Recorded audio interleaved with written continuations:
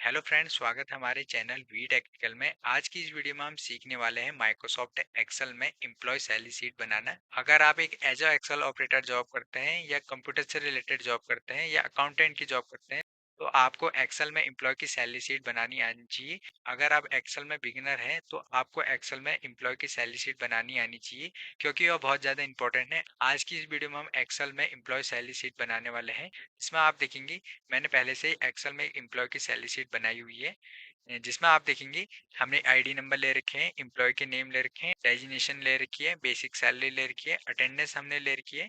जो भी एम्प्लॉय जितने दिन यहाँ पर काम करेगा उतनी हमने अटेंडेंस ले रखी है। यहाँ पर सैलरी ऑफ वर्किंग डेज ले रखे हैं। जितने भी दिन एम्प्लॉय की अटेंडेंस होगी उसी के बेस पर हम यहाँ पर उसकी सैलरी देंगे। और यहाँ पर ओवर टाइम इन आवर्स में हमने निकाल रखा है। उसके बाद हमने ओवर टाइम सैलरी भी यहाँ पर दे रखी है। यहाँ पर हमने DA, HRA, gross salary, ESI, PF और नेट सैलरी हमने निकाल रखी है। तो कुछ इस टाइप की होने वाली है हमारी आज की एम्प्लॉय सैलरी शीट। अगर आप हमारे चैनल में नए हैं तो चैनल को सब्सक्राइब कर लीजिए और वीडियो को लाइक कीजिए। जैसा कि आप जानते हैं इस वीडियो को बनाने में काफ़ी ज़्यादा मेहनत लगने वाली है। तो इस वीडियो में हम एक टारगेट रखेंगे जिसमें हम 1000 लाइक और 1000 कमेंट का टारगेट रखते हैं। वीडियो शुरू करते हैं बिना किसी देरी के। एम्प्लॉय सैलरी शीट बनाने के लिए हम एक न्यू शीट ले लेंगे। तो इसके लिए हम कंट्रोल एन बटन प्रेस करेंगे और यहाँ पर हमारी एक न्यू शीट आ जाएगी। उसके बाद मैं इस शीट को थोड़ा सा जूम इन कर लेता हूँ ताकि आपको क्लियर समझ में आ जाएगा।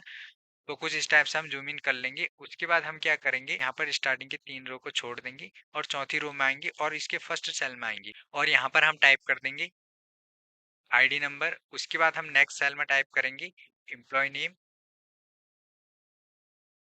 उसके बाद नेक्स्ट सेल में हम टाइप कर देंगे डेजिग्नेशन और उसके बाद नेक्स्ट सेल में हम यहाँ पर टाइप कर देंगे बेसिक सैलरी। उसके बाद नेक्स्ट सेल में हम टाइप करेंगे अटेंडेंस। उसके बाद हम नेक्स्ट सेल में टाइप करेंगे सैलरी ऑफ वर्किंग डेज। उसके बाद हम नेक्स्ट सेल में टाइप कर देंगे ओवर टाइम इन आवर।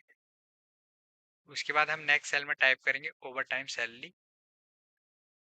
उसके बाद हम नेक्स्ट सेल में टाइप कर देंगे डीए। उसके बाद हम नेक्स्ट सेल में टाइप कर देंगे एचआरए। उसके बाद हम नेक्स्ट सेल में टाइप कर देंगे ग्रॉस सैलरी। उसके बाद हम नेक्स्ट सेल में टाइप कर देंगे ईएसआई। यहाँ पर हम ईएसआई दे देंगे। तो यहाँ पर हम ईएसआई जो निकालेंगे 2%, यहाँ पर हम ईएसआई देंगे। इसके लिए हम यहाँ पर टाइप कर देंगे 2 और परसेंट मैं यहाँ पर टाइप कर दूंगा। उसके बाद हम नेक्स्ट सेल में टाइप कर देंगे पीएफ और पीएफ ये यहाँ पर हम देंगे 8%। तो यहाँ पर हम टाइप कर देंगे 8%। और उसके बाद नेक्स्ट सेल में हम यहाँ पर टाइप कर देंगे नेट सैलरी।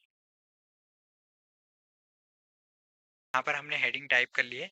अब हम इसे सिलेक्ट करेंगे कुछ इस टाइप से। हेडिंग को सिलेक्ट करने के बाद हम यहाँ पर जाएंगे फॉर्मेट में और फॉर्मेट ऑप्शन में जैसे जाएंगे यहाँ पर हमें कर देना है ऑटो फिट कॉलम विड्थ। जैसे हम ये करेंगे तो यहाँ पर हमारी कॉलम की ऑटो फिट विड्थ हो जाएगी। उसके बाद हम जाएंगे यहाँ पर रैप टैक्स में। हमें कुछ इस टाइप से इसे रैप टैक्स में कर लेना है। यहाँ पर हमारी हेडिंग जो हो जाएगी बहुत बड़ी हो जाएगी, इसलिए हम इसे रैप टैक्स में कर देंगे। उसके बाद हम इसे एडजस्ट कर लेंगे। तो उससे पहले मैं यहाँ पर इस रो की हाइट को इंक्रीज कर लेता हूँ कुछ इस टाइप से। और हाइट को इंक्रीज करने के बाद हम इसे एडजस्ट कर लेंगे ताकि ये रैप टेक्स्ट में आ जाएगा कुछ इस टाइप से। हेडिंग को कुछ इस टाइप से हम रैप टेक्स्ट में एडजस्ट कर लेंगे। उसके बाद हम इसका अलाइन को टॉप में कर लेंगे। कुछ इस टाइप से हमें कर लेना है और उसके बाद इसको कर लेंगे बोल्ड। और बोल्ड करने के बाद स्टार्टिंग के हम 3 रो को सिलेक्ट कर देंगे कुछ इस टाइप से। जहां तक हमारी हेडिंग होगी इस टाइप से हमें सिलेक्ट कर देना है। सिलेक्ट करने के बाद हम यहाँ पर इसे कर देंगे मर्ज और मर्ज करने के बाद हम यहाँ पर टाइप कर देंगे employ salary. Employ salary sheet type कर देंगे। उसके बाद हम इसका फॉन्ट साइज इंक्रीज कर देंगे कुछ इस टाइप से और इसे बोल्ड कर देंगे। इसका जो अलाइन होगा इसे कर देंगे हम मिडिल में कुछ इस टाइप से कर देंगे। और यहाँ पर से हम इसका एक बैकग्राउंड कलर दे देंगे। तो कुछ इस टाइप से हम इसका बैकग्राउंड कलर दे देंगे और बैकग्राउंड कलर देने के बाद हम इसका फॉन्ट कलर भी चेंज कर देंगे। और फिर से इसका साइज जो होगा हम फॉन्ट का इंक्रीज कर लेंगे कुछ इस टाइप से और यहाँ पर से इसका फॉन्ट भी हम चेंज कर देंगे। जो भी हमें फॉन्ट चाहिए होगा वो फॉन्ट हम यहाँ पर ले लेंगे और उसके बाद हम इसे एडजस्ट कर लेंगे कुछ अपने हिसाब से। तो फॉन्ट हम कुछ इस टाइप से एडजस्ट कर लेंगे। उसके बाद हम क्या करेंगे, हम इस हेडिंग को सिलेक्ट करेंगे। कुछ इस टाइप से हमें सिलेक्ट कर देनी है और सिलेक्ट करने के बाद हम इसका एक बैकग्राउंड कलर दे देंगे। तो यहाँ पर हम कुछ इस टाइप से बैकग्राउंड कलर दे देंगे। बैकग्राउंड कलर देने के बाद इसको हम सेंटर में कर देंगे। बैकग्राउंड कलर देने के बाद यहाँ पर हम इस हेडिंग को फिर से सिलेक्ट करेंगे और सिलेक्ट करने के बाद हम यहाँ पर इसका जो फॉन्ट होगा वो चेंज कर देंगे। कुछ इस टाइप का हम फॉन्ट ले लेंगे। ठीक है। उसके बाद हम एक रेंज सेलेक्ट कर देंगे कुछ इस टाइप से हमें रेंज सेलेक्ट कर देनी है, जितने भी हमें एम्प्लॉय की यहाँ पर सैलरी शीट बनानी है उतनी हमें एक रेंज सेलेक्ट कर देनी है।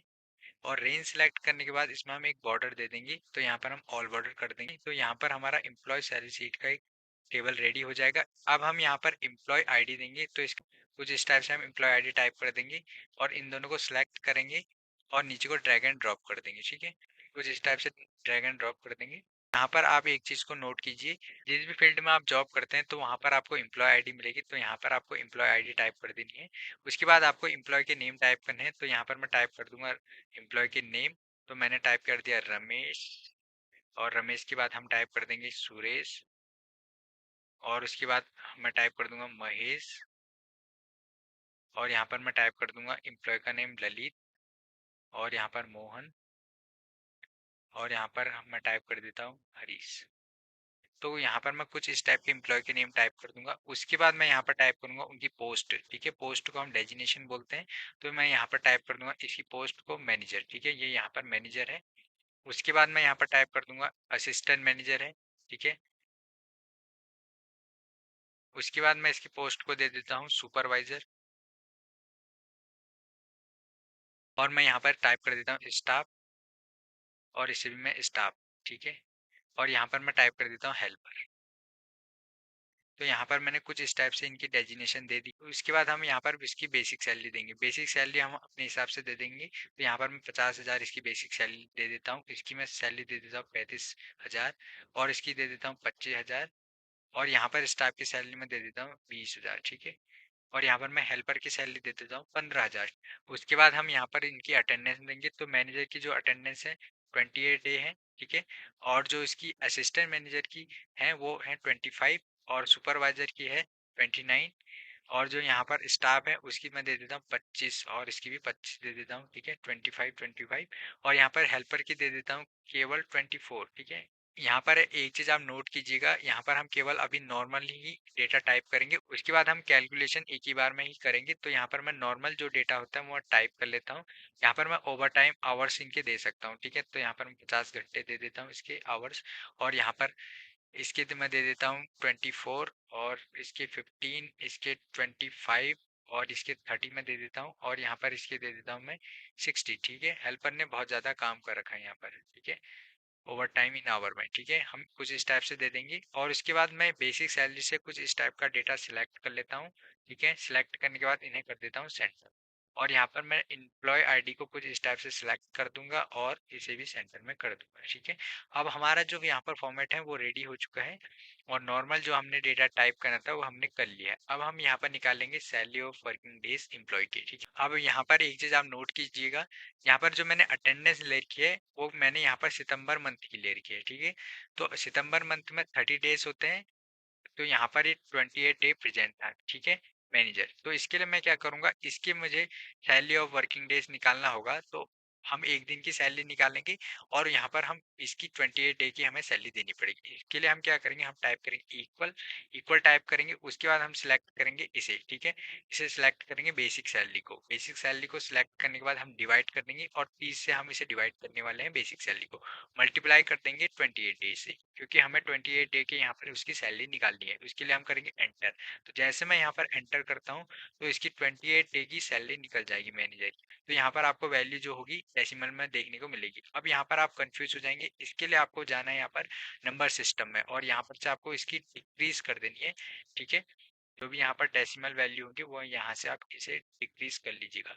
अगर हमें सभी की निकालनी है तो यहाँ से हम नीचे को इसे ड्रैग भी कर सकते हैं कुछ इस टाइप से, तो सभी की आ जाएगी। अदरवाइज हम कुछ और भी कर सकते हैं, तो यहाँ पर हमें इस रेंज को सिलेक्ट कर लेना है। ये तब कर सकते हैं जब हमारे पास लार्ज डेटा हो। ठीक है, बहुत बड़ी अगर हमारे पास सैलरी शीट है तो इस टाइप से हम रेंज सेलेक्ट करेंगे। उसके बाद हम कंट्रोल डी बटन प्रेस कर देंगे। जैसे हम कंट्रोल डी बटन प्रेस करते हैं तो यहाँ पर सभी इंप्लॉय की सैलरी ऑफ वर्किंग डेज आ जाएंगे। यहाँ पर ये सभी में अप्लाई हो जाता है कैलकुलेशन। ठीक है, कंट्रोल डी करने से उसके बाद हम निकालेंगे over time salary. Over time salary निकालने के लिए हम क्या करेंगे, यहाँ पर हम टाइप करेंगे इक्वल, इक्वल टाइप करने के बाद हम सिलेक्ट करेंगे यहाँ पर बेसिक सैलरी को, बेसिक सैलरी को सिलेक्ट करेंगे, डिवाइड करेंगे। अब यहाँ पर इस चीज को आप डीपली समझने की कोशिश कीजिएगा। ठीक है, तो ओवर टाइम सैलरी निकालने के लिए हम क्या करेंगे, इक्वल टाइप करेंगे, और बेसिक सैलरी को हमने सिलेक्ट कर दिया, डिवाइड कर देंगे हम 30 डेज से। ठीक है, जब हम 30 डेज से इसे डिवाइड करेंगे तो यहाँ पर हमारी एक दिन की सैलरी हमें पता चल जाएगी। उसके बाद हम डिवाइड कर देंगे 8 आवर से, 8 आवर की सैलरी आ जाएगी। अब हम मल्टीप्लाई करेंगे। अब हमें यहाँ पर मल्टीप्लाई किससे करना है, 50 घंटे से, ठीक है। 1 घंटे की सैलरी कितनी है और 50 घंटे की कितनी सैलरी होगी, ये हमें कर देना है। उसके बाद हमें करना है एंटर। जैसे हम यहाँ पर एंटर करेंगे तो यहाँ पर आप देखेंगे उसकी, तो यहाँ पर आप देखेंगे 50 आवर की उसकी यहाँ पर ओवर टाइम सैलरी आ जाएगी। इसे हमें अगर राउंड फिगर में दिखाना है, डेसिमल हटाना है, तो यहाँ से हम डिक्रीज डेसिमल कर देंगे, ठीक है। कुछ इस टाइप से हम डिक्रीज डेसिमल कर देंगे और इसे नीचे को इस रेंज को सिलेक्ट कर देंगे और कंट्रोल डी बटन प्रेस कर देंगे। तो यहाँ पर सभी इंप्लॉय की यहाँ पर ओवर टाइम सैलरी आ जाएगी। अब हमने यहाँ पर किया क्या, मैं फिर से आपको समझा देता हूँ। इसमें मैं डबल क्लिक करता हूँ। यहाँ पर हमने फर्स्ट स्टार्टिंग में सिलेक्ट कर रखा है बेसिक सैलरी को, ठीक है, एम्प्लॉय की। उसके बाद हमने 30 दिन से इसे डिवाइड कर रखा है बेसिक सैलरी को। एक दिन की सैलरी पता चल गई। उसके बाद हमने 8 से डिवाइड कर दिया तो यहाँ पर हमें 1 घंटे की सैलरी पता चल गई। उसके बाद हमने 1 घंटे की सैलरी पता चल गई तो यहाँ पर हमने 50 घंटे की सैलरी से डिवाइड कर दिया 1 घंटे की सैलरी को। तो यहाँ पर हमारा 50 घंटे की सैलरी आ जाएगी। कुछ इस टाइप से हम ओवर टाइम निकालेंगे। उसके बाद हम यहाँ पर निकालेंगे डीए। डीए क्या होता है, डीए होता है डीएनएस अलाउंस। अगर हम कोई अच्छी कंपनी में जॉब करेंगे तो यहाँ पर हमें डीए मिलता है। डीए हमें गवर्नमेंट की तरफ से भी मिलता है अगर हम गवर्नमेंट जॉब करते हैं।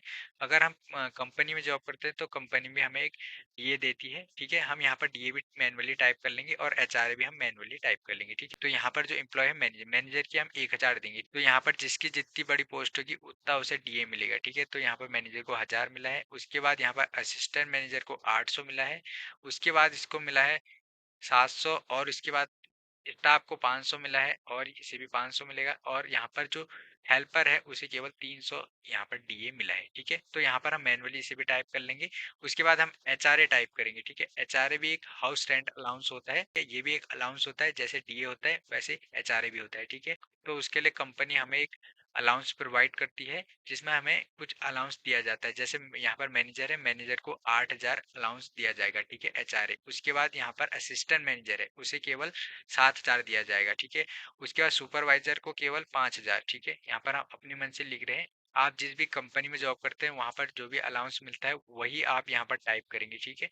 तो यहाँ पर मैं एम्प्लॉय के लिख देता हूँ 3500 और इसके भी 35 लिख देता हूँ। और यहाँ पर हेल्पर के मैं केवल लिखता हूँ 2000, ठीक है। हेल्पर को बहुत कम यहाँ पर एचआरए मिलता है, ठीक है। उसके बाद यहाँ पर आप देखेंगे हम निकालेंगे इसकी ग्रॉस सैलरी। उसके लिए हम करेंगे इक्वल। इक्वल के बाद हम सिलेक्ट कर देंगे यहाँ पर, ठीक है, सैलरी ऑफ वर्किंग डेज, ठीक है। जितने भी दिन एम्प्लॉय प्रेजेंट था उसकी सैलरी यहाँ पर काउंट होगी तो प्लस करेंगे, ठीक है। इसे ऐड करना है और ओवर टाइम को भी प्लस करेंगे, ठीक है। और यहाँ पर हम डीए भी यहाँ पर इसमें ऐड होगा, ठीक है। डीए को भी सिलेक्ट कर देंगे। उसके बाद हम यहाँ पर एचआरए को भी यहाँ पर प्लस करेंगे। तो यहाँ पर हमने क्या क्या ऐड किया है, हमने यहाँ पर वर्किंग डे सैलरी ऐड की है, ओवर टाइम की है और डीए ऐड कर रखा है, एचआरए ऐड कर रखा है। उसके बाद हम करेंगे एंटर। तो जैसे हम यहाँ पर एंटर करते हैं तो यहाँ पर हमारी ग्रॉस सैलरी आ जाएगी कुछ इस टाइप से, ठीक है। इसे हमें नीचे को ड्रैग एंड ड्रॉप कर लेना है या फिर इस टाइप की रेंज सेलेक्ट करके कंट्रोल डी बटन हम प्रेस करेंगे। सभी लोगों का यहाँ पर ग्रॉस सैलरी आ जाएगी, ठीक है, सभी एम्प्लॉय की। उसके बाद हम ईएसआई निकालेंगे। अब ईएसआई क्या होता है, एम्प्लॉय स्टेट इंश्योरेंस होता है। जब भी अगर हम बीमार पड़ते हैं तो यहाँ पर हमें कंपनी इंश्योरेंस देती है, लेकिन ये इंश्योरेंस हमारे उसमें ऐड नहीं होता है। ये इंश्योरेंस हमारी सैलरी से कट होता है, ठीक है। अब कट कैसे होगा, 2% हमें यहाँ पर ईएसआई हमारी सैलरी से कट होगा। अगर हम कोई अच्छी कंपनी में जॉब करते हैं तो वहां पर हमारा ईएसआई कट होगा, ठीक है, 2%। अदरवाइज नहीं होता है। अगर हम गवर्नमेंट जॉब करते हैं तो वहां पर भी हमारा ईएसआई जो होगा हमारा कट होगा 2%, ठीक है। हमारी मंथली सैलरी में से कट होता है, ठीक है। इसके लिए हम क्या करेंगे, हम टाइप करेंगे इक्वल। इक्वल टाइप करने के बाद मेन यहाँ पर ये चीज है कि ईएसआई किस में से निकालेंगे, ठीक है, किस में से कट होगा। तो यहाँ पर ईएसआई होगा हमारा वर्किंग डेज में से। तो यहाँ पर हम वर्किंग डेज को सिलेक्ट करेंगे और सिलेक्ट करने के बाद हम मल्टीप्लाई करेंगे 2 से, ठीक है। 2% हमें निकालना है तो मल्टीप्लाई कर देंगे 2 से और इसके बाद डिवाइड का साइन देंगे, टाइप कर देंगे यहाँ पर 100, ठीक है। डिवाइड का साइन देंगे और 100 टाइप कर देंगे, एंटर करेंगे। तो यहाँ पर हमारा ईएसआई इतना कट होगा 2%, ठीक है, हमारी जो वर्किंग डे सैलरी में से, ठीक है। उसके बाद हम इसे राउंड फिगर वैल्यू के लिए हम इसके डेसिमल डिक्रीज कर देंगे कुछ इस टाइप से, और इस टाइप से हम रेंज सेलेक्ट कर देंगे सभी एम्प्लॉय की और कंट्रोल डी बटन प्रेस कर देंगे। तो जैसे हम यहाँ पर कंट्रोल डी बटन प्रेस करते हैं तो यहाँ पर आप देखेंगे सभी एम्प्लॉय की यहाँ पर ईएसआई निकल जाएगा, ठीक है। उसके बाद हम निकालेंगे पीएफ। पीएफ क्या होता है? पीएफ होता है प्रोविडेंट फंड। प्रोविडेंट फंड ये होता है कि हमारी जो सैलरी है उसमें से हमारा 8% प्रोविडेंट फंड कटता है, ठीक है। जो हमारा 8% प्रोविडेंट फंड कटेगा वो हमें बाद में मिलता है जब भी हमारी रिटायरमेंट हो जाएगा। अगर हम जब भी जॉब छोड़ेंगे तो हमें पीएफ मिलता है, ठीक है। 8% जो भी हमारा पीएफ कटा होगा हर मंथ का वो हमें बाद में मिलेगा जब हम जॉब छोड़ेंगे। तो उसके बाद हम इजीली अपना पीएफ ले सकते हैं, ठीक है। तो कुछ इस टाइप से पीएफ कटता है, और ईएसआई भी हमारा इसी टाइप कटता है जब भी हम अगर बीमार होंगे या अगर हमारे साथ कोई एक्सीडेंट वगैरह हो गया है, ठीक है, तो तब हम यूज़ कर सकते हैं। अपनी फैमिली के लिए भी हम ईएसआई को यूज़ कर सकते हैं। तो यहाँ पर हम पीएफ 8% निकालेंगे। इसके लिए हम क्या करेंगे, हम टाइप करेंगे इक्वल। इक्वल टाइप करने के बाद हम वर्किंग डे सैलरी को सिलेक्ट करेंगे। उसके बाद हम मल्टीप्लाई का साइन देंगे और टाइप करेंगे 8, ठीक है। 8 हमें टाइप करना है। उसके बाद डिवाइड का साइन देंगे और यहाँ पर हम कर देंगे 100, ठीक है। जैसे हमने ईएसआई निकाला है वैसे हमें पीएफ निकालना है। यहाँ पर हम 2 की जगह 8 लिख देंगे और कर देंगे एंटर। जैसे हम एंटर करते हैं तो यहाँ पर हमारा पीएफ आ जाएगा। सभी का निकालने के लिए कुछ इस टाइप से रेंज सेलेक्ट करेंगे और कंट्रोल डी बटन प्रेस कर देंगे। तो यहाँ पर आप देखेंगे सभी एम्प्लॉय का यहाँ पर पीएफ निकल जाएगा कुछ इस टाइप से, ठीक है। उसके बाद हम निकालेंगे नेट सैलरी। अब हम नेट सैलरी कैसे निकालेंगे, हम टाइप करेंगे इक्वल, ग्रॉस सैलरी को सिलेक्ट करेंगे। उसके बाद हम करेंगे माइनस। अब हम माइनस क्या करेंगे, ईएसआई और पीएफ को हम माइनस कर देंगे। तो हम सिलेक्ट करेंगे ईएसआई, माइनस कर देंगे पीएफ, ठीक है। कुछ इस टाइप से माइनस कर देंगे। उसके बाद करेंगे एंटर। तो जैसे हम यहाँ पर एंटर करते हैं तो यहाँ पर आप देखेंगे हमारी नेट सैलरी आ जाएगी। सभी का निकालने के लिए हम कुछ इस टाइप से सिलेक्ट कर देंगे रेंज और कंट्रोल डी बटन प्रेस करेंगे। तो जैसे हम कंट्रोल डी बटन प्रेस करेंगे सभी एम्प्लॉय की यहाँ पर नेट सैलरी आ जाएगी।